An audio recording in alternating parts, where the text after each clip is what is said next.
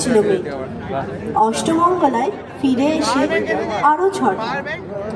এত শাড়ি একসঙ্গে সে জীবনে দেখে। আলমারির প্রথম থাকে সে রাখলো সব নীল শাড়িতে।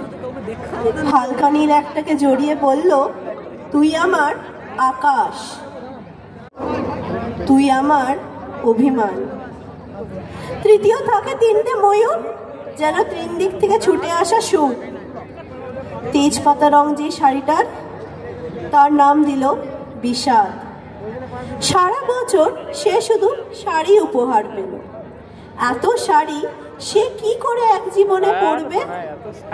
কিন্তু বছর যেতে না যেতে ঘটে গেল সেই ঘটনাটা। সন্ধ্যার মুখে মেয়েটি বেরিয়েছিল স্বামীর সাথে চাইনিজ খেতে। কাপড়ে মুখ বাঁধা 3টি ছেলে এসে দাঁড়ালো। স্বামীর তল পেটে ঢুকে গেল 12 ইঞ্চি, ওপর থেকে নিচে নেবে ডান্ডে, যাকে বলে এল। খাবার তখনও পড়ে, চিলি ফিশ থেকে তখনও ধোঁয়া উঠছে।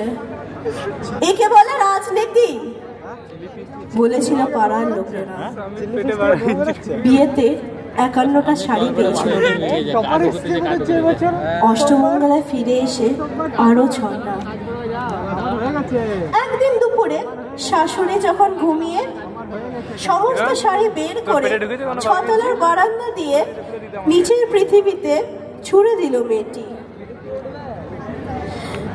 শাশুড়ি পরিয়ে দিয়েছেন তাকে সাদা থান। 19 বছরের মেয়ে, সে একা।